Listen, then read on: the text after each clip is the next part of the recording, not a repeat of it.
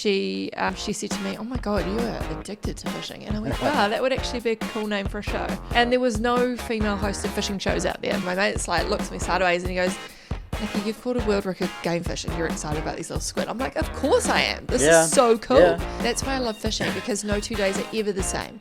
I was like, I can do this. But every no I got, I was like, right, I'm one step closer to a yes. So I think that the important bit that you said there is like 500 businesses. My motto was paint a nail, gut a fish, give anything a go. Well, g'day and welcome back to Get the Net. And in this episode, we caught up with Nicky Wilson. Of course, you remember Nicky from her Addicted to Fishing days. She did 7 seasons on primetime television, catching fish all around the country and sharing her adventures. It was really cool to get an insight into how she built her brand and her TV show, as well as what she's up to now. And of course, we had to dive into that story where she got a world record broadbill swordfish here in New Zealand, which still stands to this day. So I know you're going to enjoy this chat, and we'll see you at the end. Get the Net. Tight lines, loose lips. Welcome to Get the Net, the Kiwi fishing podcast where the yarns are as wild as the waters we fish. Hosted by Nick, a self-professed multiple-time member of the Caught Bugger All Fishing Club. This show dives into epic stories, top tactics, and the must-have gear from New Zealand's best fishos. Each episode, we chat with legendary anglers about their most insane catches, the techniques they swear by, and the gear they can't live without. Whether you're chasing marlin offshore, flicking soft baits in the shallows, or just keen to learn from the pros, this is the place for real fishing talk. No gatekeeping, just good banter, expert tips, and the odd fishing fail. So grab a cold one, get the net, and let's talk fishing. Yeah, boy! We got a marlin on! So I'm Nicky. I did Addicted to Fishing TV show for 7 years, 7 seasons. The concept for the show kind of came about because actually my friend named it. She said to me, "Oh my God, you are addicted to fishing." And I went, wow, that would actually be a cool name for a show. And there was no female hosted fishing shows out there. Yeah. So growing up as a very keen fisher girl, I always looked up to Matt Watson and all the other shows, Graham and Jeff, but I always wondered, why aren't there more girls on the show? And I didn't know why. And then, I got into sales and marketing, and I was working at the New Zealand Herald on a creative team, and we would identify gaps in the market, and we would create full run New Zealand Herald inserts, and there was no fishing. So I went, and I was obsessed with it, obviously. So I went to the powers that be and said, "What about a fishing insert?" And they were like, "Brilliant." So I teamed up with Jeff Thomas, because he did the thing on the column on the Sundays. The fishing report. Yeah. And so I went and got all the sales for it, and I went around the whole industry and sold the publication and put it together. And Jeff did all the articles, and it was a really cool meeting of the minds. And I had this little idea niggling away in the background of my mind, like, what about a female host of fishing show? And I talked to a few people about it. I talked to Darren Shields at Weddy, and I said, I've got this idea. And anyway, fast forward maybe 3 years, Darren does the show Fishy Business with Adam Clancy, and they were moving channels. And so they were going from going from Prime TV over to TV1. And I get a random phone call from Adam Clancy saying, "My show's moving. Better the devil you know than the devil you don't. Do you want to put together a pilot? Because I hear from my mate Darren that fishing show. That you have an idea for a girly fishing show." And I was like, "Yeah, I do." And my idea was, like, my nails are sort of pink, but that's as far as it goes with pink. Because I was like, right, I'm going to do this properly. I'm going to fish hard like the boys. I'm going to have pink on my nails. And my motto was my motto was paint a nail, gut a fish, give anything a go. So I'm out there fishing hard with the guys and the girls, and that's what Addicted to Fishing was. And I mean, over the years of your show, you really did some amazing adventures, some huge trips, and caught some spectacular fish. So honestly, being a mum of 2 young kids now, it feels like a dream. Yeah. But that 7 years that I did the show, they were the best years of my life. I'm sorry to my husband if he's watching that. Like, my life is pretty good with you right now. But, the show was just a dream come true. Yeah. To be able to travel around and fish alongside some of the best fishermen in the world. I remember one day I went into a fishing shop, and I had a fangirl moment where I saw Steve Campbell from Vava'u, and I just turned into a little girl at Christmas. Yeah. And I went up to him and I was like, Steve, I've read your book, Blue Marlin Magic, and blah. And he's like, I know who you are. I love your show. Come over and fish with me in Vava'u. And I was like, What? I'd love to. And so we made it happen. And then we were able to fly over to Vava'u and we fished with Steve. And we got 3 blue marlin before midday on the first day. Yeah, he's got some incredible scores up there. It was amazing. It was really cool because I'm a really big fan of red gill lures, and that's the only thing that I'll fish with. And he didn't really have any red gills, and so Yeah. I bought over like an Bought a arsenal whole of swagger lures. of them. Yeah. And I was like, let's try this, let's try that. And he was like, that looks cool.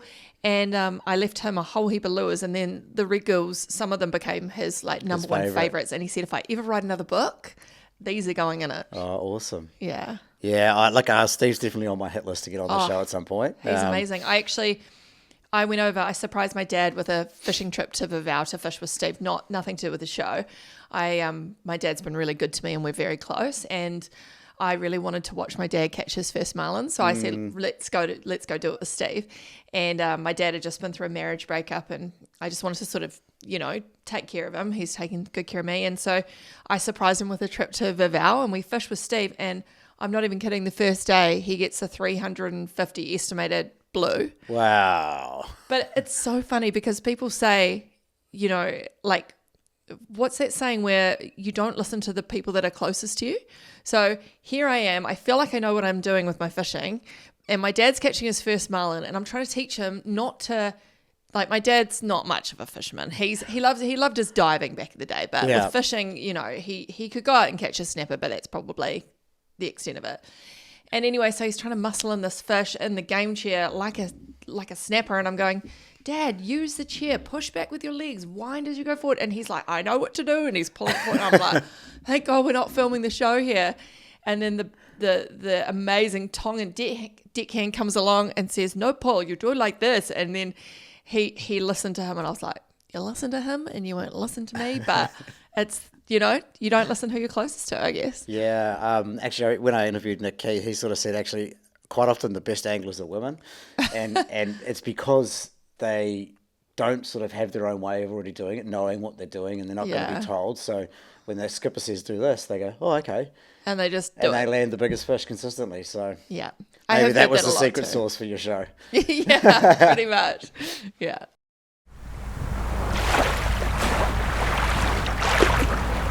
Hi guys, Engine here. I hope you guys enjoying podcasts with Nicky. Nicky and I, alongside with Ben Chisel from New Zealand Fishing Community and my mate from Scott from Dawa NZ, we are standing together for our Kiwi fishos. We are seriously worried about the government's latest moves. That goes against recreational anglers. If you care about the future of our fishing, come join us at One Ocean protest that is happening on this Saturday, 22nd of November. We are leaving at 8:30 from Park and Ride, Albany. Let's make sure our voices are heard, and we'll see you guys on the Saturday. And so I think, look, there's tons for us to talk about. You 7 seasons primetime television, but I'm really keen to sort of before we sort of dive too much into that, is like, hey, like, tell us about your upbringing and what sort of led you to be addicted to fishing. So my mum and dad, they divorced when I was 3. So, we had a split family home environment. Mum was a lesbian actually, and so I had 2 mums over there, and then I had my dad who had a new wife, and so I did week about between Grey Lynn and Maringi Bay for my whole childhood, and I hated it, and so all I could look forward to was school holidays when we got to go to the farm. So my dad's a twin, and he's a twin to my auntie Gail, who's like a mum to me. And her husband, they own Motiti Island. They bought part of the island back in the... Out of Bay of Plenty there. Yeah, I think it's like in the 80s. So every school holidays, we would go out there and I would count down the sleeps to go back to Motiti. And like, picture this. There's a generator for power. We're running amok in the fields. Spotlight every night, animals everywhere. There's a rundown old tennis court. The parents are playing tennis. Us kids are just down at the breakwater. Sounds like the dream. For it was amazing. Yeah. And there was like cows walking all over the beaches, and it was like paddocks everywhere, and it was just the coolest, like climbing the Norfolk pine and just crayfish everywhere. Like we would pull off the legs and we'd suck on them like lollipops, and it was just like the best upbringing. Yeah. But during the school holidays. So then I'd have to go back to Auckland, and I never really vibed to Auckland. I loved Motiti so much, and I would have this red circular hand line, and I would just be down at the breakwater casting all day. And honestly, it was the dream. And I remember one day I went down with some of my friends and another group of kids, and there was my friend Angela, and then there was another kid, Julian. He was the oldest. I think I was about 8, and Angela was maybe 10, and Julian was 12. And it was quite stormy. The waves were coming and breaking over the breakwater. And so Julian was in charge, and we were casting out to the inside of the breakwater with our little hand lines, and we saw a shimmer in the water, a huge shimmer, and then Angela hooks up, and then I saw another shimmer, and I was like, oh my God, there's another one. But Angela was fighting this massive snapper, and she was almost getting pulled in the water with it because it's a hand line, so there's not much give.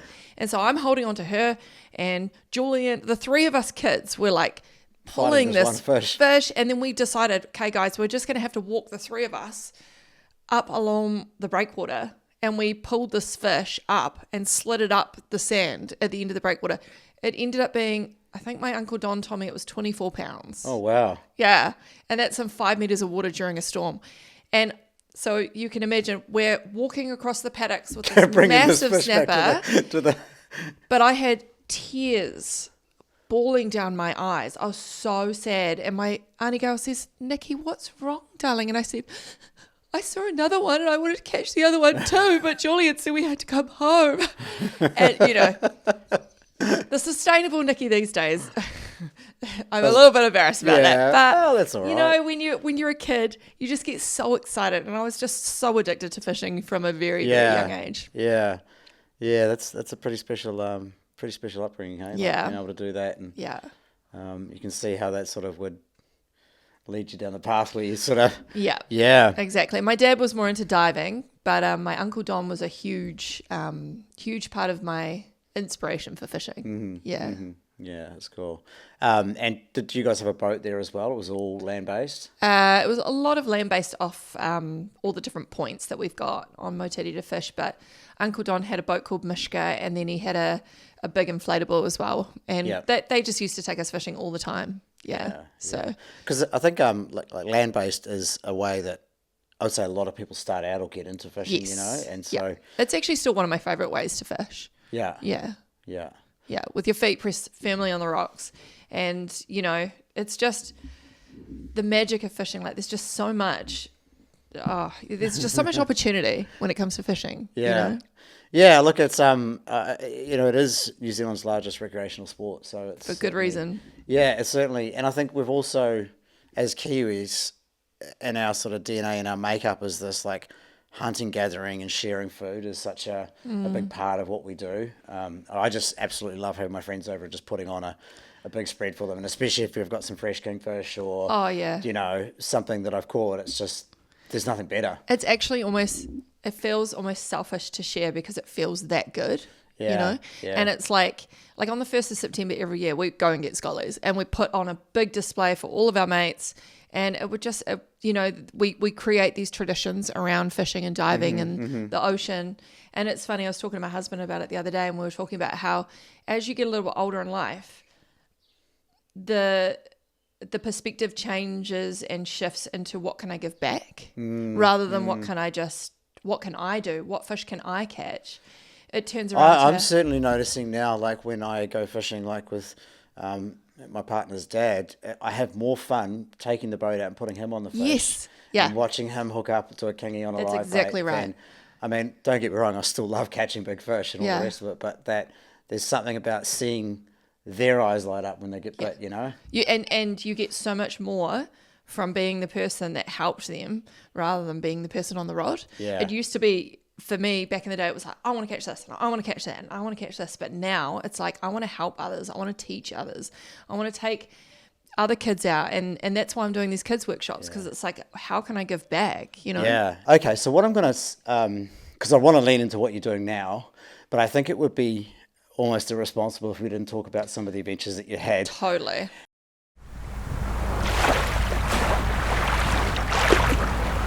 Cheers for tuning in to Get the Net. If you're into fishing yards, gear talk, or the odd blowout on the water, flick a subscribe or a follow. It helps us a lot and it keeps the episodes coming. Because you caught some incredible, I'm sure, more PBs than a lot of people, you know, and just with fishing, you're always the next one and the next one, and it gets bigger and bigger and bigger, or more aggressive, or whatever it is. So, well, for you, what do you think of all the fish you caught over those years, over your lifetime? Is there one that stands out the most? There's definitely one that stands out the most. One day it's a bit of a story. Have we got time? We got all the time in the world. Okay, Nicky, so it's quite funny because I take you back a bit further to explain what happened, because it all just fell into synchronicity. And so basically, when we planned these trips for the show, we didn't have a huge budget. Yeah. We were really making that show off the smell of an oily rag, as I so to say. So when we had a friend that has a batch or something, we kind of leaned in towards the fishing in that area or whatever. So yeah, well, you don't have to accommodate the crew and all the rest of that, so it makes sense. So we had this friend, Haley and Jason, and they have a son called Luca. And Luca I think he was maybe like 7 at the time, and he really wanted to catch a kingy. And they had a place up in Tauranga Bay. And so they said, look, we can go up there and stay because I said, hey, we should do an episode with Luca, there, yeah. you know. And he said, yeah, we could all stay at our batch. And I was like, okay, cool. So we decided, right, we'll go up there. We might target a blue marlin day 1. Day 2, we'll fish with Luca. And then we're going to go over to the Hoki and target a sword. So we're leaving. We went out, targeted. So that way you would have shot maybe 3 episodes. Is that how? We were hoping to, yeah. Hoping to, yeah. Okay. And as we get closer and closer to our deadline with Prime, things become tighter and you're really pressure. aware. Yeah, the pressure, because it's and in my mind, I always wanted to catch a world record swordfish, and for years I had a piece of paper on my wall in the office where I printed out the IGFA world record claim form, right? And I wrote my name in it, and then I wrote under species broadbill swordfish, and in my mind I was like always picturing catching a record on the 10 kilo line class, because that was the one that I looked at and had my eye on. I was like, that's achievable if I put enough time into it. Yeah. And I had everything ready to go, all the reels spooled up, ready to go for that. But then this trip. So that would be, to catch one on a 10 kilo, you would be that could be a really, really long fight on a big swordfish.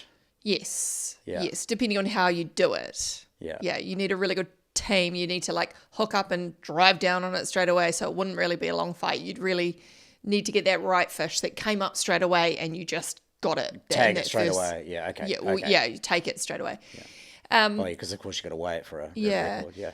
So I think at that point in time, the record was only 160 kilos. And I was like, that's pretty achievable with a sword. They're big out here. So I kind of always had my thoughts. I visualized that.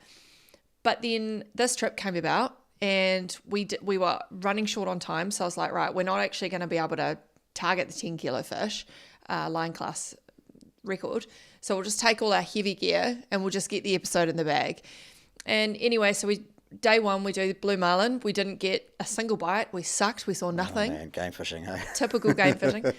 Then the next day, we're heading out of the harbour. We're targeting kingies with little Luca. And we bump into my friend Captain Phil, who is a charter out of Whangaroa. And I say, what are you up to today? And he goes, we're chasing swords. And I said, cool, we're doing that tomorrow. I said, do you have any good sword baits? And he goes, nah, I couldn't find any, but I might just catch some bait on the way out. And I said, here, take a couple of these. I've got some nice, massive arrow squid. Yeah. And I throw him 2 or 3 squid. Anyway, we go out, we catch some awesome kingies. Luca has the best day of his life. And the plan was to go to the Hoki the next day. We come back in and Luca had such a good time and the smiles were like ear to ear. And so Jason, the dad, goes, you know what? I got to get home now today, but here's the keys. Have the batch for the rest of the week. Stay as long as you like. You just gave my kid the best time of his life today. So I was like, wow, thank you. So I was like, maybe it feels like we need to stay here and target swords.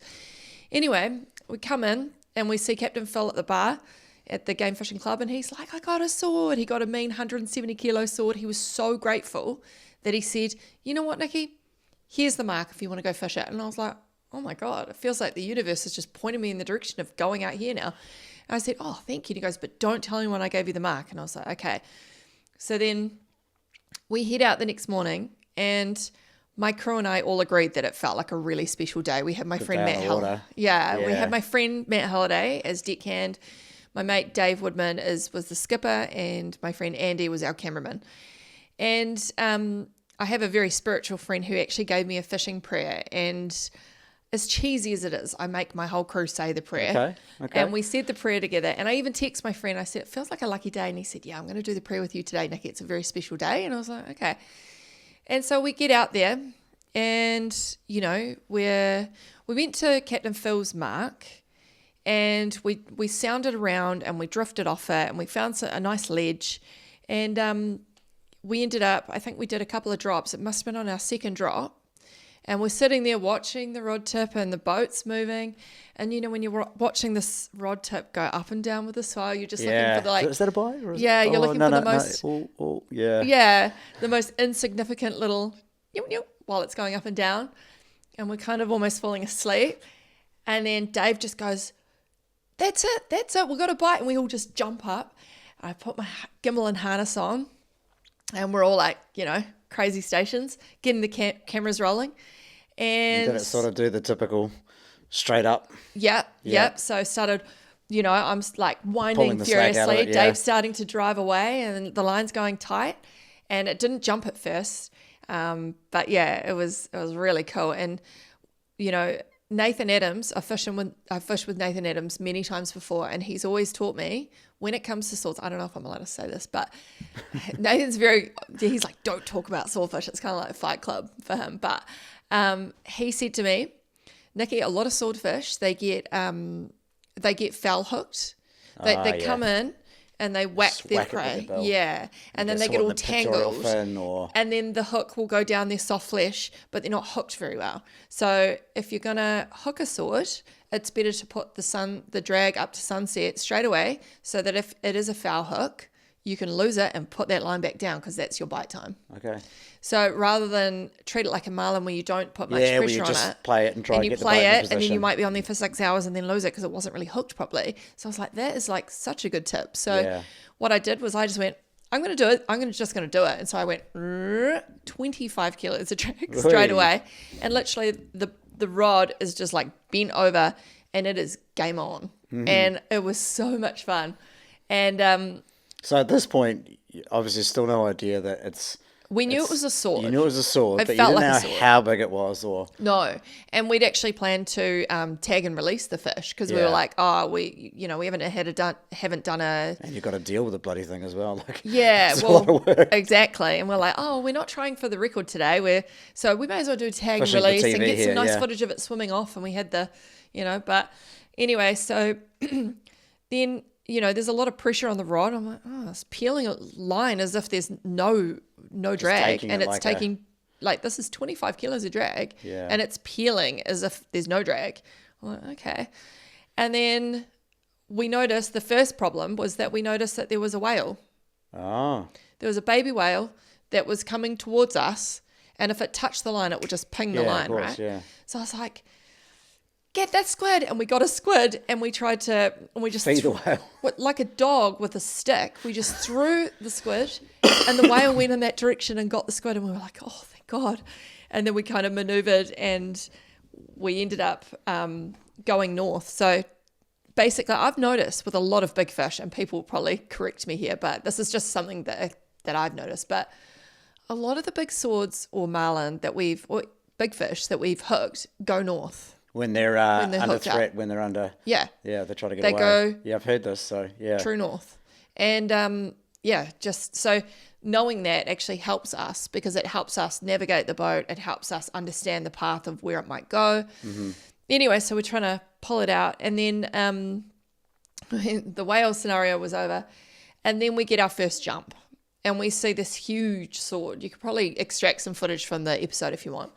And we see this huge bill and shoulders come up out of the water, and we were like, Whoa. We were like, that is not small. Yeah. We were like, and Dave's like, we're taking it. And I'm like, Get the gaff. yeah, instead of get the net, it's get the gaff. But we were just like, holy moly, that is a big fish. So what are you thinking at this point now? Like, it's all game on. Well, you know what? That's why the boat was called Game On. Yeah. Yeah. And anyway, it was wild. So it was only about an hour. And then I think the fish got wrapped up in the end or something because it kind of just Gave up. kind of committed suicide on the hook eventually. Oh, yeah. The hook was way down in its throat and I think it just, yeah. But we got this fish and it was so big and I was just like, wow. Its stomach was just ginormous. And like from the tip of the sword to the tip of the tail, not the V, the tip, it was 4.5 meters. Yeah, far out. And we were just like, wow. And I hate it when people overcall stuff. So I think I did a live video. We got it as far into the boat as we could. Because you couldn't get it on the boat. We couldn't get it on the boat. The four of us. Another boat came past as we were trying to pull it on board. And instead of offering to help, they just took photos and kind of laughed and then drove off. And I was like, Later, thanks, guys. Anyway, so it took me an hour to wind the fish in and then about an hour and a half to try and figure out how the hell to get it in because, you know, we just couldn't. And, you know, we put the cameras down. I had all four of us trying to pull it in. Anyway, in the end, I decided I'm just going to have to jump in the water and put a noose around its tail and like secure it so that it can't slide out if we have to drive back like this. And something that my dad said to me is, never ask your staff to do something that you wouldn't. So I was like, right, if there's a shark in there, I'd rather I get bit so that I don't go to jail for someone else getting bit. I'm just going to do it. So I just jumped in the water and did a noose around the tail, tied it off. And then I did a live video to my Facebook page. And I was like, hey guys, we've got this fish. We can't really get it in the boat. Going to take it back to Whangaroa now, see what happens. And it was so funny because someone commented, all these comments start happening and everyone's like, oh my God, it's huge. And someone's like, come on guys, get it in the boat. It's not like it's over 300 kilos. So that was pretty funny. So when we found out what the size was, I made sure I went back to that comment and said, actually, it's this. Yeah. And so the record still stands now. All tackle, female angler. Yeah, 361 kilos. Far out. But it was so funny because it was out the back of the boat. I got my three guys to go on the bow of the boat trying to like get on the plane, which couldn't get on the plane. So we basically started trolling back at trolling speed. And I was like, when in Rome. So we had the sword hanging out the back of the boat. We set the red gill lures and we were trolling. I was like, we might get a marlin. Imagine that. What an episode. Anyway, so we get back to Whangaroa, no marlin. And we got back to the weigh station. I went inside to the pub and I said, oh, can I please get a courtesy weigh for Ahipara? It's my game club. And they were like, yeah, sure. And the guy comes out and he looks at the fish and then he looks at me and he looks at the fish and he looks at me and goes, do you want to sign up to our club? I was like, no, I'm good. And he goes, oh, I've got a brand new rope. We'll go get my new rope. And I was like, okay, cool. So he got the rope and he noosed it around the tail of the fish and started pulling the fish up and we're like, 200, 250, 280 kilos, 290, 320, 340, 380, 361 it lands on. And my team and I were just like, whoa, what just happened? I was like, that can't be right. I was like, yeah. And we were like 361. And then I contacted Shimano and I was like shaking. And I was like, guys, I've just caught a 361 kilo sword. What is the record? What is the world record? Because that was the first, like, as soon as we saw that, I was like, how big do these things get? Surely they don't get much bigger. Like, huge fish. So we rung Shimano and they said, I'll call you back. And he rang me back and he said, he's sitting down. And I sat down and he goes, you just caught the biggest swordfish under IGFA under the ladies division. And I was like, wait, what? And apparently it smashed a 65-year standing record by 17 kilos. Wow. So it wasn't by like 100 grams. Yeah, it was. And I was just like, wow. Yeah. Must be hard now, do you still go sword fishing? Do you know? I love catching swords. It has got to be one of the best ways to fish, if you ask me. It's so exciting. Mm-hmm. There is just so much challenge involved. And just being hooked up, like probably caught over 20 swords now. And I just, even catching big ones, like, it's just so much fun. It's such a big challenge and I love it. I would do it every day if I could, but you know, times have changed. Yeah. I don't know how my 2 and 4-year-old would feel going swordfishing all day. Every day. Like, oh, we're just going off to the continental shelf. It's only a 60-mile steam. Yeah. Don't worry, guys. Yeah. Then we're just going to sit and watch the rod tip for 5 hours. Yeah. Oh, and like then we're going to 12 drive hours. Home. Yeah. So no, it's still very exciting, but it's quite funny. I went out and I really wanted to target squid out from Mangawhai. And like people I only know of like one person that's caught a squid out here. So, but I knew that the train was good. It was a good time of year. This is like a month ago. And so I got a new squid set up from Shimano and I went out and on my 6th cast, I got one. Yeah. And then as I saw it coming up, I saw a second one coming up after it. And so we got the first one in and then I cast out, got the second one and I was jumping and I was screaming. I was like, oh my God, that's good. And like, I'm so excited about these tiny little fish. And my mate's like, looks at me sideways and he goes, Nicky, you've caught a world record game fish and you're excited about these little squid. I'm like, of course I am. This is so cool. Yeah. So I don't Anytime you get a PB, doesn't matter what it is, it's great. And you know what? Like I've caught squid before, but it was so cool because I really wanted to target them out here. I did my research. I talked to some friends. I figured out the weather and I got it. And it was like, it doesn't really matter how big the fish is. It's that passion and excitement when it comes to fishing. Like it's so unmatched. And also that, like, I talk about this a lot with people that I do these shows with is the preparation that goes into a trip. Yeah. You know, like you had to think about all of the conditions, all of the, you know, where the weed line is, where the current is, where these fish are likely to hold. Yeah. And yeah, you're catching a, 600-700 gram squid or whatever it might be, right? Like, but like, yeah, just even all of the research work, that goes into exactly, it. Yeah. That's what's paid off. Yeah. And for me, like, this is a big thing about why I wanted to create something like this podcast so that people can understand that it's, there is a lot to fishing. It's not a matter of just rocking up somewhere and throwing a line in and you're on, but, you can fish the same spot on 2 different days and 2 different tides. And, the first day it's the right tide and the right and you'll bin out in 15 minutes, and other days you'll stand there all day and won't get a bite. That's why I love fishing, because no 2 days are ever the same. And you always see something different. Like we leave out of Mangawhai and it's weird if I don't see the dolphins. It's weird if I don't see gannets bombing and workups, and like at the moment we've got a seal colony just around the corner. I call it a colony, but they're not normally there. That's why I call them that. But we literally found 15 seals. Like you say, the following week we went out, targeted squid, nothing. Went around the corner, 15 seals. That's why. But like how cool is that? And then what I do is I throw all my kids in the boat and all their mates and we go out and we look at the seals. And so it's just that, like being out in nature and being like Matt said, it's the real world. We're not. When I'm out on the water, I feel like I'm overflowing with gratitude.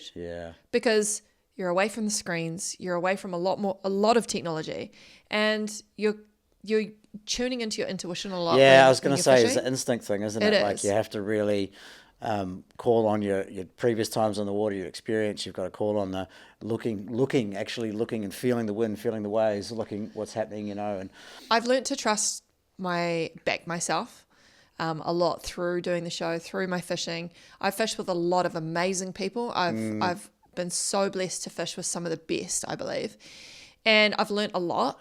And then you'll fish with other people and they will try and sway you on where to go and what to do. But my dad actually said, you just need to back yourself. And so that really rung true for me. And a lot of times when I'm fishing, I'll just kind of go inward and go, where do I think I need to go next? And then it will usually lead to something. Yeah. Yeah.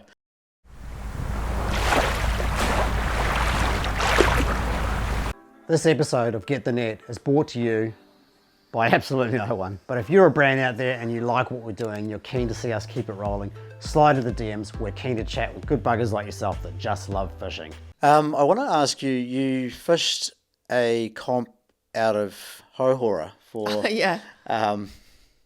It was the Hohora one base. And I think you said it was at the registration that there was some pretty rude comments made in your direction. It's quite funny. We weren't filming this, but it was during the time I did the show. But I really wanted to fish the Hohora one base with a group of girls. So I had Nikita, Hayley, and Amanda and I. We beach launched off Shippies for the Wednesday, Thursday, Friday, Saturday comp. And we were the first ever all-girl team To fish. where we had our own boat and there was no men on board.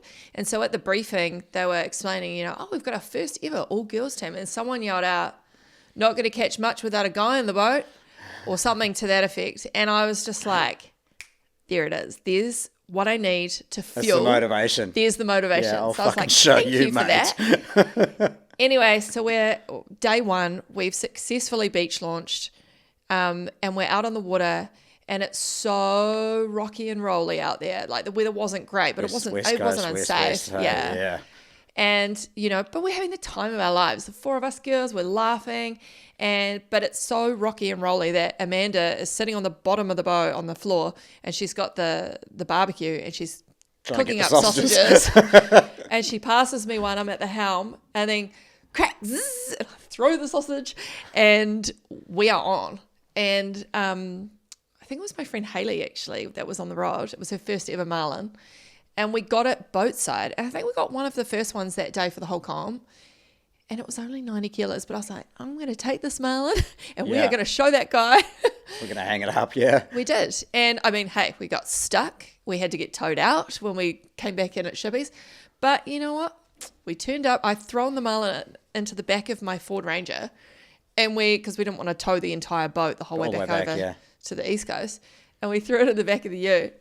And I'll give you a photo to put up with the podcast. And there's literally the four of us girls with this Marlin in the boot.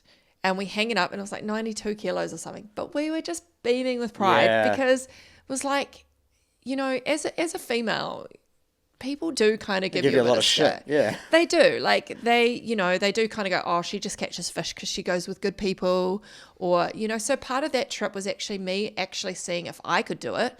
And backing myself because I'd learnt so much from so many amazing people. Like I feel like I've really gone through like a university of fishing through doing Addicted to Fishing. Yeah.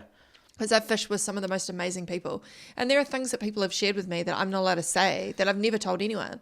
But it's really helped refine my fishing and my intuition and, so I'm very grateful. And we went back out and we caught another Marlin. And then at day 2, I think. And then I had two girls up on top of the boat, and we saw some splashes ages away, and we zoomed over. We hooked a third Marlin. Wow. But this was a real tricky fish, and I don't know what happened, but it was like jumping everywhere, and it went crazy. And then the line got wrapped around the prop, and so I just stopped the boat, and I lifted the prop up. I jumped in the water, unwrapped it, got the girls to wind. They wound in. We still had the Marlin on. Oh, wow. We got it boat side, and I had it on the leader. The tag was about to go in, and then it shook its head, and it was gone. And I was like, oh. So that would have been 3 fish for the comp, and we would have been in the top, maybe 3 or 5 boats. Wow. But we didn't get the tag in. So, I mean, we had it on the leader, but no tag, no fish. So. Competition fishing too, there is, there's pressure. Yeah. And the closer you get to the stop fishing, the more pressure. Yeah. Yeah. And you never know what's going to happen because you could literally catch a fish right up until the last second. Yeah. Yeah. Yeah. But those were the days. I really enjoyed fishing up off Ahipara with the Matthews. Yeah, and it is just the they're best just place. amazing. Yeah. Really, really cool. There's such an amazing crew and vibe and community up and off the West Coast up there. They've taught me a lot about my fishing. That's why I'm part of the Ahipara Club. Yeah, well, so Olivia, my partner, she's our surfer, so it's actually any time we can go there is great because we can take surfboards and amazing. I can go fishing, she can go surfing. Yeah, and it's just so actually we're hoping to get up there early December, I think. So, yeah, cool. Yeah, looking forward to it. Yeah. Should be some yellowfin there now. Yeah, I see they're coming in at the moment. Yeah. Okay, so there's 2 parts to the story because firstly you went to the Wanganui Banks, but coming home wasn't so great. Yes. But maybe before we sort of dive into that, just talk to us a little bit about the trip up there because that place is kind of like the Three Kings on steroids. It is. So I'd always wanted to go to what I believe was like the holy grail of fishing. So the Wanganui Banks. So they're 2,000 meters deep and they go all the way up to 40 meters, but they never actually break the surface. Yeah. So it's not a wash. It's just like this big amazing. Seamount. It's a massive seamount. Yeah. And it's always been it's the dream. 250 miles from Hohora or something like that, right? So it's I think it's actually 300. Isn't it 400 nautical miles? It's a long way. Or 300. Anyway, I forget. But so there was this purpose-built boat, and this guy, Toby Brasting, up in Tutukaka. The boat's called Buana 2. And I thought, I wonder if I like paid for the trip, if he would take us up there. So I rang him and I was like, hey, Toby, my name's Nicky. He's like, I know who you are. I was like, what do you reckon about taking me up to the banks and we'll film you and feature you because you go up there like how many times a year, and he's got this purpose-built boat and he's an amazing fisherman. He was like, I'll talk to my guys about it because he has this solid crew that he always goes with. Yeah. And he rung back and he said, okay, we'll go, because I really wanted to target yellowfin. Yeah. There'd been sailing boats that had been going across and they'd reports, but we didn't know how legit they were, but of yellowfin jumping out of the water like ginormous. And we were like, it was November, so it wasn't exactly the time of year that most boats would go. But we found a weather gap, and it was actually my birthday week, and I was like, this could not be better. Come on, yellowfin for my birthday. And so we did the steam. I think we left at like 6 a.m. on a Thursday, and we steamed 10 knots for 48 hours straight, taking turns at night. And we got all the way up there, and I think we arrived at 6 a.m. on the Saturday. So it was 48 hours of non-stop sailing. Yeah. Engine drone and yeah. Oh, yeah. And I had TK from TK Offshore Fishing. He was actually my deckhand at the time, and he bought his marks for the big kingies up there too. And I had invited my friend Captain Phil to come. So it was quite the crew. Sam Wild. He was there. He was my underwater cameraman at the time. It's like the All Blacks of fishing right there. It is, yeah. But this is like way back in the day. And anyway, but the banks is a really big area, and what people don't realize about the banks, I think they think that you just go there and there's just magically fish everywhere, but you still have to track them down. It's still fishing. It's still There's tides, there's like a north, current, south, east, and west part of the banks. So we didn't know which part they'd be on, but we saw these splashes. We got over there, and I kid you not, there was like 70, 80, 90 kilo yellowfin just like jumping out of the water. Busting up. And we were like, wow. Oh. So I think we got 3 of them. They were like, one was 77 kilos, one was 78, and one was 65. And we were like, this is amazing. And so we're like, we got that episode in the bag. And then the next day, we only had like a 2-day window before we had to come back. And it was a very short trip. And then we targeted these kingies on TK's mark, but it was a bit tricky. It was a bit tricky with such a big boat with so much on the pin. Yeah. Yeah. Well, we got some pucker and we got some other fish, and we made another episode, and and then we came back, and that was the most amazing trip. And I think Toby was just kind of sussing me out to see if I could be like one of the boys or not, whether I was going to be like an annoying girl on the boat or what. But I must have passed with flying colours, because he rung me and said, you need to come back and do a Marlin trip. He goes, but we're not taking everyone next time. You're coming with me and my mates, and you can have one cameraman. And I was like, oh, okay, why not? Sounds good. I'm like, I'm keen. So we get up there. Well, we're looking at this weather gap, and it must have been like, I think it was like May.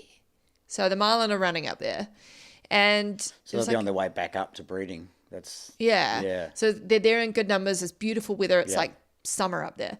And Toby said to me, look, we've got a few days of good weather, and then we've got a few days of bad weather.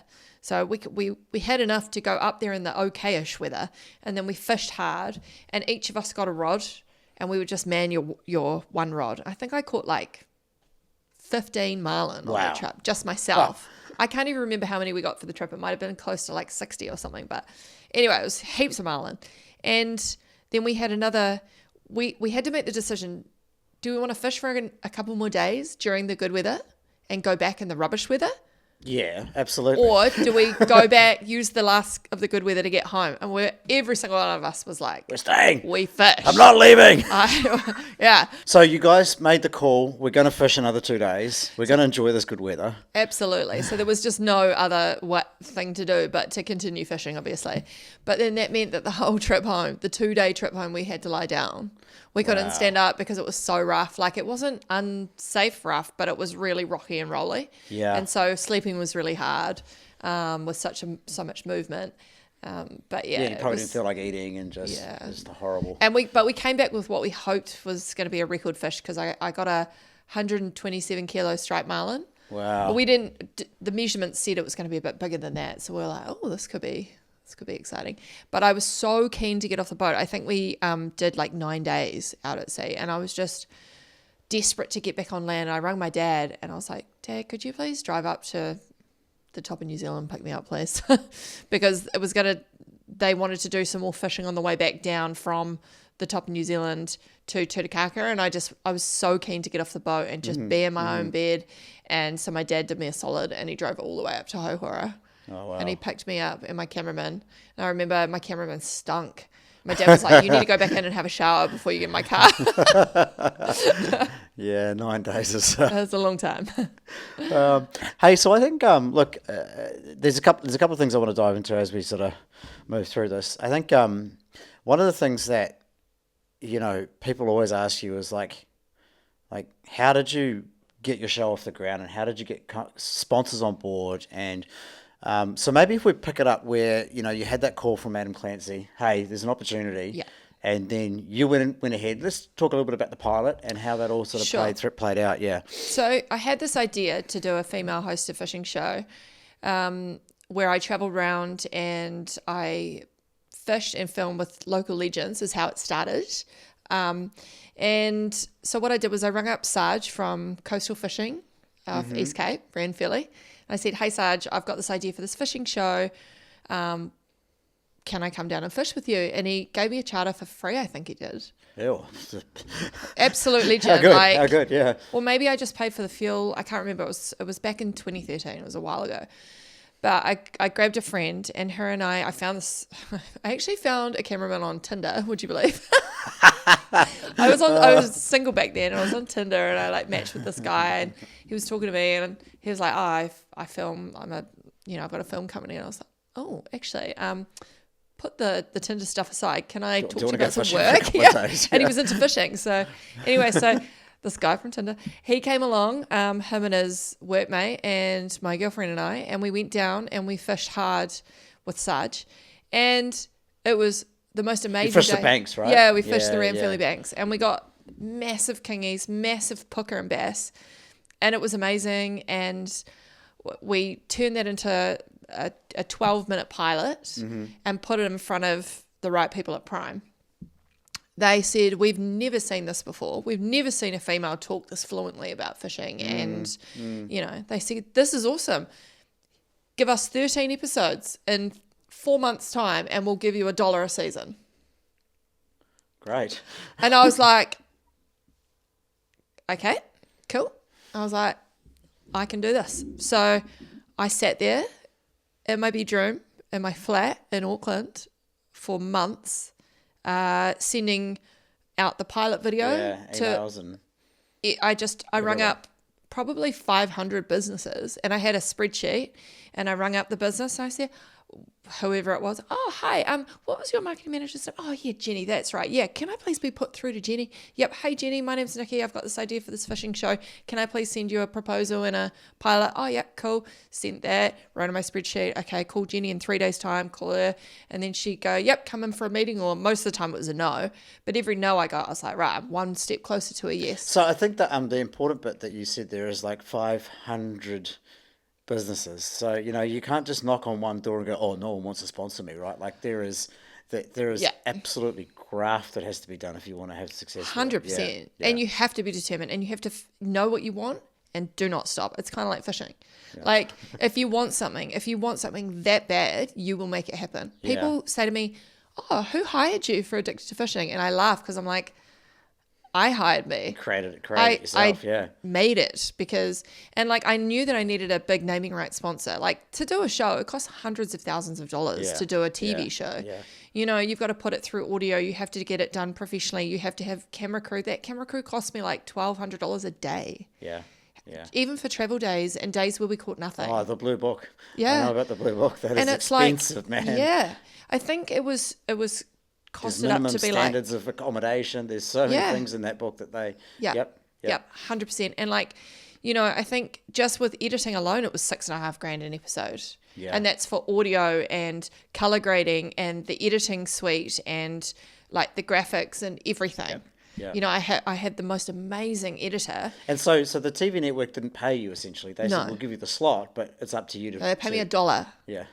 So that money exchanged hands. Yeah. but it was $1 a season. They still owe me $7. I never actually invoiced them. But so what I did was I saw that as a huge opportunity. So I took my advertising space, which is the show, and I would take you it. sold that sponsorship. Yeah. Yeah. And that's how I paid for things. And some years, like the first year, I sold my boat and my car that I had, and I put that $43,000 into my business to get it up off the ground. And I actually approached TradeZone in the beginning, and they said, look, we'd love to do this, but we're tied up with someone else at the moment.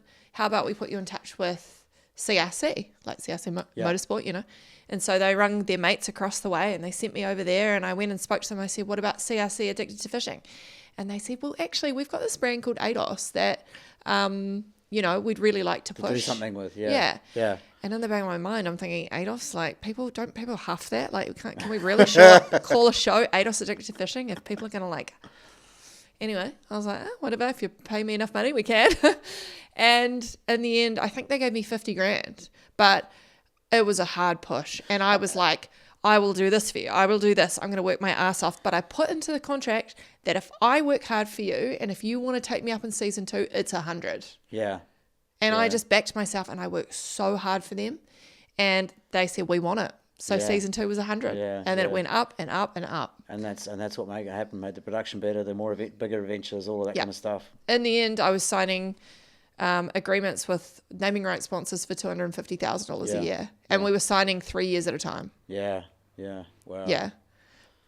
So, But, and then, I did a spreadsheet of I called them verticals. So I had a naming rights, and then I had a tackle sponsor, obviously Shimano, and then I had like a vehicle sponsor, Ford, and I had a boat sponsor, Extreme, and then I had a motor, and I just went through every single one, and I approached every single one. But it was really interesting. I knew I was onto a good thing when the show was still hadn't been I didn't have a naming rights sponsor at this point. I was still sitting in my bedroom calling everyone. But I sent my proposal along with the pilot out to like 5 different boat companies. And I was like, please, someone give me a boat. Because I've sold mine. Because I've sold mine to get this thing off the ground. I got a 5 out of 5 yes. Wow. I have 5 companies going, we'll give you a boat to borrow. Sure. And that's the best kind of boat. And I was like, well, maybe this thing's going to work. Maybe this is going to fly. And I had this really spiritual, intuitive friend who I mentioned earlier, and he'd been hinting at me for ages. He'd been saying to me, because I'd been saving up for my first boat for years. And I was like, I'm saving. And I went through an awful breakup and decided I was going to buy a boat, very similar to Kayla, what us girls do when we go through breakups. And I bought my boat, but my friend Bert, who's spiritual, he kept saying, what if you focused on being given a boat? And I was like, you're crazy. Who would give me a boat, And then I look back now and I'm like, whoa.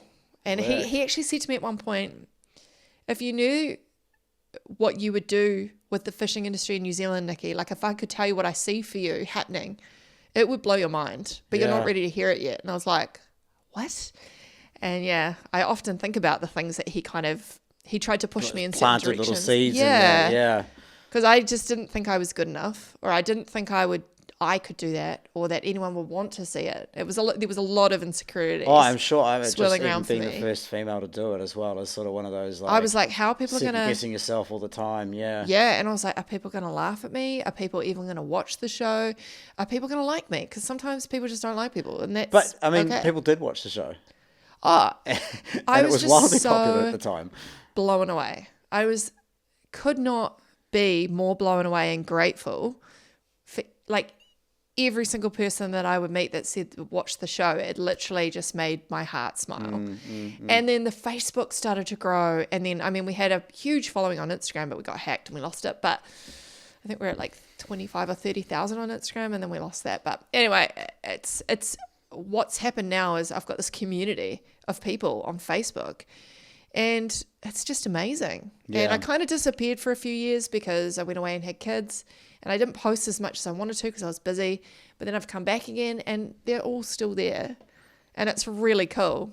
Yeah, it's really cool. So anyway, well, people still say, I still see now, whenever you do a post, someone will say, "Oh, are you back fishing again?" Or like, Are you filming again? They say, when's your show coming back? Yeah, yeah. And because it's actually still airing every week on TV. Oh, they're just rerunning it, It's right? just rerunning and it, it's all available on your YouTube as well, so people can still go back and watch the back catalogue, which is... Yeah, we got all 90-something episodes on there. But, yeah, it was a real labour of love. It was, I talk about all that money for naming rights, but, man, the costs just go everywhere. Like, once you've got a team and the camera equipment and the travel and the editing, like, there's not a lot left over. But you know what? It didn't matter. Yeah. I wasn't doing it to make lots of money. I was doing it because I was just so in love with it. Yeah. And I got to go fishing and I got to you meet got paid amazing... to go fishing, basically. Yeah. Like, how good. Exactly. It was literally the dream. And you probably didn't have to have a real job either. No, well, that was more than a job. Like, there was just so much to do. Because along with sponsorship comes with a lot of other things that you need to do. You got to be at the boat show, signing autographs and taking photos and all of the stuff that goes on, right? Yeah, they all want fishing trips, or they all want guest appearances, and then they want you to do other content for them, and it's so much more than just one thing, And I think that's really good for anyone who's been watching what I've been doing here and seen some of the YouTubers and some of the cool people we've had on. It's a lot of work. Those guys that do have the sponsors, they work for them. It's not really it's not just, hey, give me some stuff and I go fishing. They're constantly appearing at events. They're constantly 100%. creating new fun bits of content. And if you want a sponsor, you've got to, above and beyond, you've got to deliver more than just... There's so much competition just catching now. a big fish, right? 100%. And like, back when I did it was 2013. Back then we didn't really have social media influencers. We had fishing shows and that was it. So I was very lucky to be in one of like the 4 major shows at that point in time. But, you fast forward to today, what are we... 2025. Well, I mean, now it's YouTube. Everyone's popular on YouTube. And, and there is so, like, you think there's competition with, back then, like now the competition is this. So, and not that it can't be done, but you've got to go above and beyond. You've really got to deliver, right? And brands won't pay what they did back then. Sure. They can get so much more for so much less. Like, and you've got all these different people that are just grateful to get any dollar. So they'll say, well, I'll do it over here for this much and I'll give you all this. Yeah. And also you don't need as much money to do it now, to be honest. Like if I was to spark back up the show, I wouldn't need that kind of money now because I don't have to pay for it to go on television. So we don't have to pay for all the hoops that you have to jump through to be on TV. And I think that's why a lot of even Matt the now shows is on YouTube, Yeah. That just goes to show you that you don't need to be on prime time. I think Scott and Mig are they the last show on TV? But they've done really well because those guys are epic, they're amazing. They're great guys and they've got a good formula for their show, but also they've got it dialed on TV1, which is like the best possible network, and then they've also got a huge following on their YouTube. Socials and on YouTube, and they're doing what they call side missions. Very smart. It's really cool. Very smart. So they're covering both bases, and I wouldn't be surprised if one day they decide to stop doing the TV.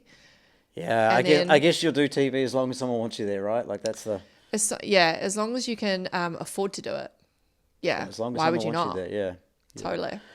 So it's probably a really good opportunity for us now to sort of talk about what you are doing now. Obviously, you've sort of, kids are starting to... get a bit older. Yeah. And you've... and like you said before, that thing about putting someone else on the fish, you wanted to take that to the next level. And So it's funny. Now I'm a mum of 2 boys. I've got Oscar, who's nearly 5, and I've got Van, who's 2. Both love the ocean. Both trying to get them into fishing more and more. They're a little bit scared of fish, which is understandable. They can be a bit scary. But what I've noticed is there isn't enough fishing education out there for the kids. There's a little bit. There's the blue light stuff, and there's some people doing it. But I wanted to be able to give back. I feel like I've got so much to share with kids. Yeah. And I had a lot of people asking me, can you come and teach my kid this? Can you teach that? And I thought, what if I started kids fishing workshops? Yeah. And it's gone like holiday really program well. type situation, right? Yeah. Like what the idea was, I tested it out here in Mangawhai first, and it was sold out.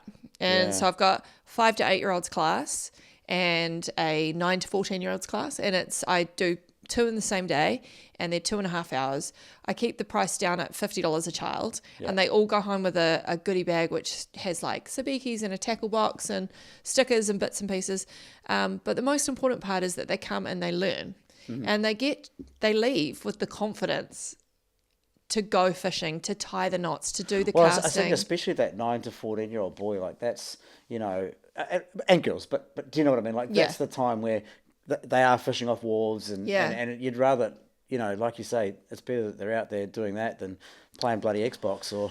I've been known to say I'd rather, what is it? Less tackle. No, wrong way. More tackle boxes, less Xboxes. Yeah. Because you know we just want to get the kids off the screens. And, you know, when I was a kid, I would have loved something like this. So it's kind of like fueling something that I would have loved to have had myself.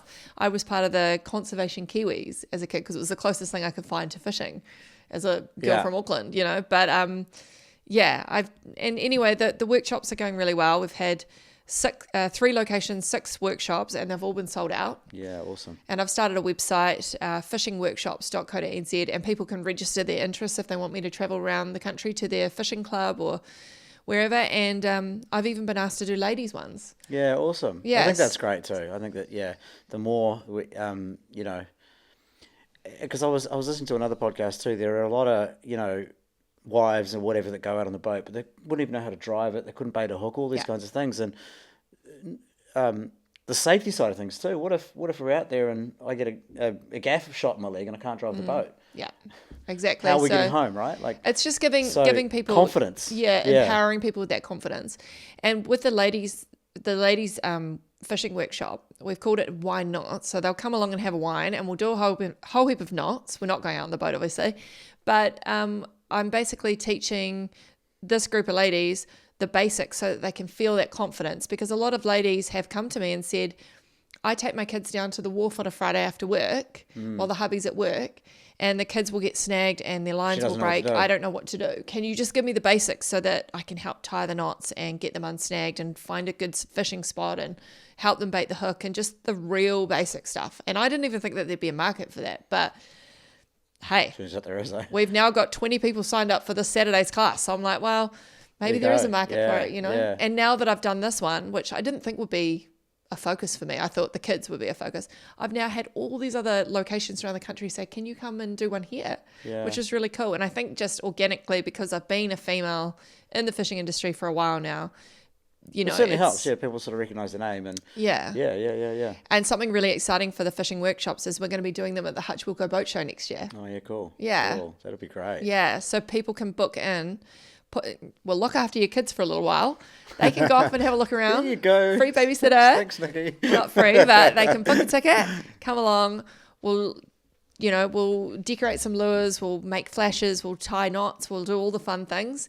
And these kids are leaving with smiles from ear to ear. And, you know, the parents' reviews on the Kids Fishing Workshop Facebook page is just out the gate. These parents are stoked. Yeah, you know? Well, and the kids are coming home stoked too. They've learned something and they've had a good time. And we've had the Coast Guard come along and talk about the water safety side of things.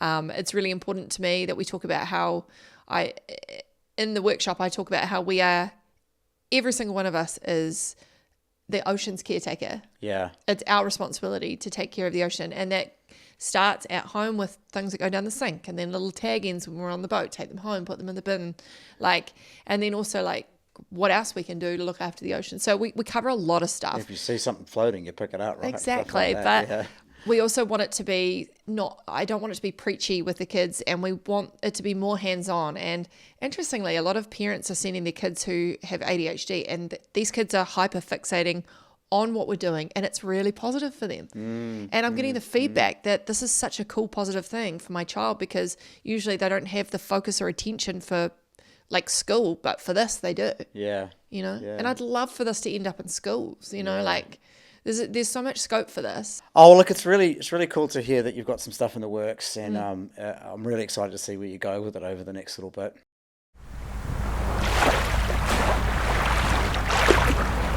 If you've caught bugger all but still love a good fishing yarn, hit follow. We're just getting started. I want to just talk a little bit about the fishing that you're doing now. And sort of mainly fishing from here in Mangawai, which is a great fishery. It's it's pretty amazing. And so what are you enjoying targeting right now, and how are you doing that? So what fishing looks like for me these days is I've got kids in daycare, so my fishing window is I drop them off at 8:30 and I have to be back by 3:30. So whatever the tides and the bar and the weather and the fish allow me to do, I do. So, and to be honest with you, my kids are really fussy. Well, one of them is, and one of his favorite things to eat is crumbed snapper, and he knows if it's store-bought. He knows the difference. Oh, yeah. He's only 4, but he knows the difference. Yeah. So, you know, I mean, I tell myself I have to go there. I actually have because the kids need to eat, right? But I actually have a spot that I call the supermarket. Yeah. So it's a little bit more like harvesting, right? It is, because it's more for the family now. Yeah. You know, Yeah. If I had my way, I'd be out there catching swords every day. But these days I'm heading out and I'm looking for workups, which we're so lucky to have them right on our doorstep. Yeah. I'm drifting. I'm using really light line. I'm using like bait casters and jigs and stuff like that. Yeah. Yeah, like knife jigs and slow jigs, as light as possible. You know, with the rods and the line and everything, it makes such a big difference. Well, it's fun too, right? It's you get so like fun. a sort of like a 10-pound snapper on a 15-pound line, and it's just they peel string, and it's good fun. It's so fun, and I love taking others out. Like I take my auntie and uncle out often, and I love taking people out that haven't caught many fish, or they just love fishing, or they want to give it a go, because I just love seeing the spark in their eyes when they catch a good fish. And I'm sure you probably still have a long line of people that want to go fishing with you too.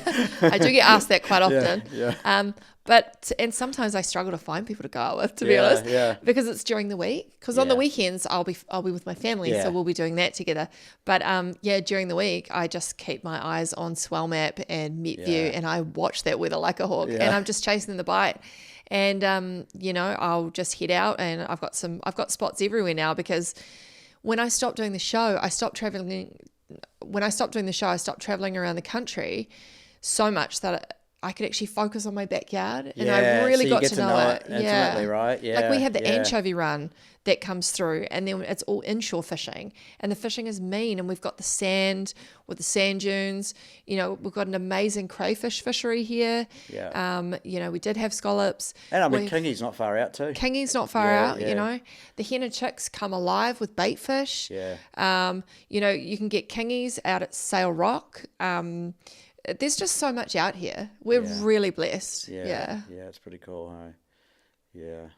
I've spent a day out there casting stick baits with little more than a follow.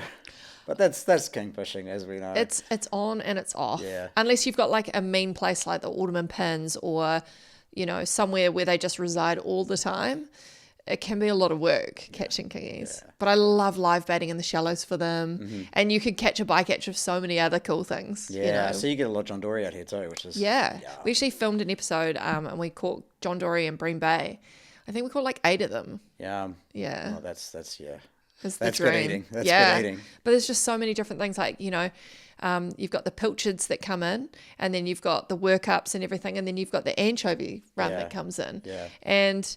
There's just so much out here. There's a lot of foul structures through Bream Bay there too. It's really Nick, cut that out, please. We're not allowed to talk about that. Well, just knowing where stuff is doesn't mean make you a good fisherman, though. No, that's true. That's true. But so we're pretty blessed here. We can catch kingfish. We can catch. I mean, there's some huge trevally out here. Massive packies out at the hen.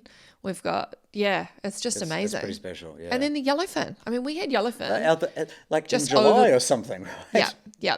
What? But all through last summer, the most amazing yellowfin season that we had, people were catching like rugby ball size yellowfin every evening at sunset just over the bar. There'd be a workup every day. People go out there and get yellowfin. Wow. Like that is, are we in the 80s again? Yeah, like that's what happened in the 80s. Well, maybe some of these international controls are working. Maybe. And the fish are coming back, Yeah. I mean, I'm desperate to get out there. I've already had a mate text me saying... Well, I'm sitting here now going, why are we here and not out there? Yeah, why are we not filming this on the boat? Can you film these podcasts on the boat, Nick? If not, you should figure it out. But yeah, there's just so much that you can do out here. And, you can park up over at the sand dunes. I mean, we used to kayak over to the sand dunes, walk over the sand dune. It's only a half a K, and have a barbecue and fish on the other side. Yeah. Catch Cool. snapper right into the evening and then kite back in the dark. So Amazing, cool. eh? It's amazing. Hey, so maybe just to wrap up, a couple of quick fire questions. And so, if you had to choose one rod and reel for the rest of your life, what are you taking? Oh, it's like asking me to choose between my children. Like, which one's my favorite? It's not an easy question. It's not. That's a hard one because Yeah. I love my sword setup. But then I just got the new katana rod and it is so light and I just love fishing with it for squid. So that's my favorite at the moment. But then I love my sword rod because that's so special to me. I've got so many memories. Yeah, well, but it's that's got like a- a broomstick it's got a and record obviously too, you'd never so. catch a squid with that. But I can't answer that, Nick. That's like asking me to choose between my kids. I won't do it. That's good. That's good. That's cool. That's cool. Is there a species or a fish that's still on the bucket list that hasn't come to fruition yet, or something that you're like, oh, that's the next goal? A Pacific bluefin. Okay. Caught Yeah. lots of southern, but a Pacific would be quite up there for me. I saw Ethan spent 4 hours on one the other day and The dream. sadly got prop wrapped. I know. Yeah, that's not the dream. But But yeah, but look, I mean, It's possible though, it's possible, right? right? Yeah. yeah. So yeah, that would be pretty up there. But to be honest, tuna, just any tuna is like Tuna are cool. yeah, like the bluefin or the yellowfin are both my favorite to eat. For me, I want a yellowfin on a top water. that would be That the would be- dream. That would be that would be pretty And cool. I think this summer. And that's actually very achievable. Yeah, I think this summer we'll give it a crack. if you put the time and effort into it, you can actually make that happen. Yeah. Hey, look, another one I like to ask is there anyone in the fishing space that you sort of look up to or been mentored by, or just has been a good voice for you and over your journey over the years? Oh, there's so many people. I mean, Grant Dixon is amazing, Yeah. and he's got a lot of knowledge and will always steer you in the right direction. Steve Campbell from Vava'u, he's been amazing, and he's so full of information, but also passion and life. Like he's such an amazing, legendary person. Who else? I mean, I've actually been blessed to. I mean, you just about fish met everyone, I alongside- imagine. Yeah, over the years, yeah. It's hard to choose one or two because I've filmed with so many amazing people like Sarge from Coastal, and I've even my Uncle Don from Motiti. He will always be my number one mentor. Yeah, I there think. you go. That's it. Yeah. Yeah, that's cool. Yeah. But there's a lot of people, too many to mention. And if I mention a few and not the others, I feel a bit stink. No, too, this, but- look, this I get. It's not a put you on the spot question or anything. Yeah. Like that. It's just and so last one, what's your favourite fish to eat, and how do you like to enjoy it? Yellowfin or bluefin, Yeah, just sashimi. yeah. And I love getting like a little bit crazy with the sauces, like if you make like a ponzu or but any raw fish, to be honest. Like at there's this dish at Al Brown's restaurant, the Depot. Yeah. And it's I think it's traditionally done with trevally, and it's got like wasabi peas for crunch, and then it's got some mayo for the creaminess, and then it's got like a ginger sweet soy sauce. And I think I've been known to go there and order it 3 times and just get that for dinner 3 Al's times. actually one of my favourite Kiwi chefs. Yeah, He's amazing. He's right up there. You need him on the podcast. Yeah. Oh yeah, that'd be Call cool. him actually. out. That'd be Hey, really Al, cool. Yeah, come on the on, Al, podcast. jump on. Look, no, that's awesome. I really appreciate you giving up your time, Nicky, and Thanks for having me. sitting down with me and going, coming on Get the Net, and sharing your story. Where and I'm really looking forward to seeing where you go with the kids' workshop. So Yeah. No, it's going to be a bit of fun. Thanks so much for having me. thank you. Hey, if you enjoyed that one, we'd really appreciate it if you give us a like or a subscribe. It really helps us to keep things going. We've got some awesome chats on the way, and if you've got a really good yarn about your caught bugger all experience out on the water, we want to hear it. Get in touch.